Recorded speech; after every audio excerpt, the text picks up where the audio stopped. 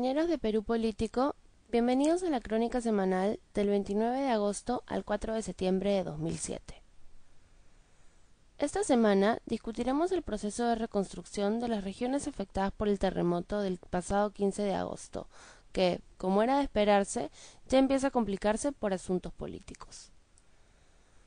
Luego comentaremos las últimas declaraciones del procurador para el caso Fujimori, Omar Chejade, que han traído nuevas dudas y cuestionamientos respecto al fallo de las autoridades chilenas. Los muertos a consecuencia del terremoto que sacudió el sur del país ya sobrepasaron los 500, y el número de heridos asciende a más de 1.300 personas. Sin duda alguna, una tragedia para nuestro país. Pero en esta situación de crisis, las respuestas de ayuda humanitaria, tanto nacionales como internacionales, han sido muchas. El 3 de septiembre, el presidente Alan García informó que la ayuda nacional e internacional para los damnificados llegó a más de 15.000 toneladas. La ayuda internacional en dinero llegó a 27 millones de dólares y se espera que lleguen otros 20 millones de dólares más. Sin embargo, los conflictos políticos no tardaron en surgir cuando se trató de la administración de estos fondos.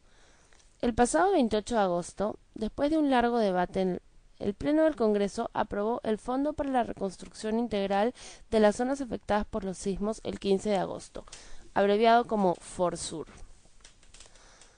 Desde un inicio, la oposición parlamentaria puso reparos a la organización y a las funciones de la entidad encargada de rehabilitar la infraestructura sanitaria, eléctrica, de comunicaciones, educativa y hospitalaria de las localidades del sur del país azotadas por el terremoto.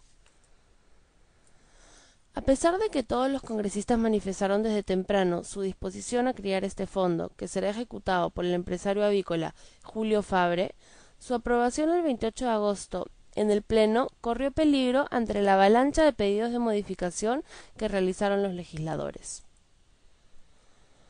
Por otro lado, las provincias tampoco tardaron en hacer escuchar sus quejas. El gobierno regional de Ica, encabezado por su presidente Rómulo Triveño, objetó la creación del Fondo de Reconstrucción del Sur por considerarlo centralista y un atentado contra el proceso de regionalización, ya que el pasado 23 de agosto se había creado, en sesión de Consejo Regional, la Corporación de Reconstrucción y Desarrollo de Ica.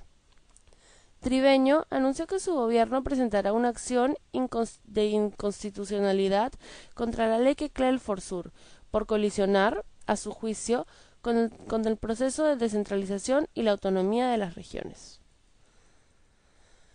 Además, a Ica se unieron 23 alcaldes distritales de los pueblos afectados por el terremoto para alzar su voz de protesta y rechazar rotundamente la iniciativa impulsada por el Ejecutivo por considerarla centralista. Mediante un comunicado, lamentaron que el gobierno no haya tomado en cuenta la opinión de los gobiernos regionales y locales para el proceso de reconstrucción, y por el contrario, establece la misiva, y entre comillas, el FORSUR aparece como una instancia centralista, opuesta a la descentralización como política de organización democrática del Estado. Ante tanta presión, el 3 de septiembre, tras reunirse por más de una hora con los representantes de la Asociación de Municipalidades de los Pueblos Afectados por el Terremoto, 6 congresistas de la oposición se comprometieron a elaborar un proyecto de ley multipartidario que modifique la conformación del directorio del Fondo para la Reconstrucción del Sur, de tal manera que sean incluidos los alcances provinciales de Huaytará y Castrovirreyna, así como un burgomaestre de las provincias de Ica, Chincha y Pisco. Así pues, en este tira y afloja entre el gobierno central y las provincias, esperemos que los fondos sean administrados pronta y efectivamente para ayudar a los damnificados. Cambiando de tema, el 29 de agosto pasado, en diálogo con CPN Radio, el jefe de la Unidad de Extradición de la Procuraduría Anticorrupción del Perú, Omar Chejade, dejó entrever que existen indicios de que, y entre comillas, algo raro está pasando, cierre de comillas, entre los vocales chilenos de la Segunda Sala Penal de la Corte Suprema de Chile, pues el fallo en torno al pedido de extradición del expresidente Alberto Fujimori ya habría adoptado la decisión de confirmar la resolución del juez Orlando Álvarez y rechazaría la solicitud del Estado peruano. Chejade advirtió a la opinión pública internacional de la existencia de una mano negra en el proceso de extradición y que el fallo ya estaría, y entre comillas, cocinado.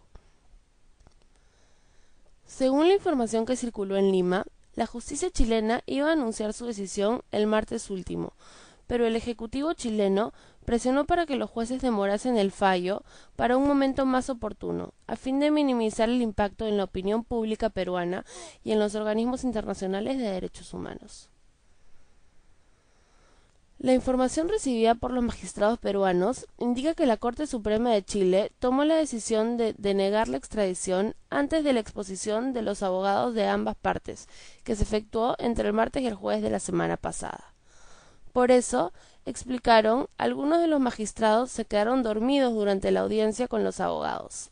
La decisión ya estaba tomada y nada de lo que dijeran cambiaría al sentido del fallo.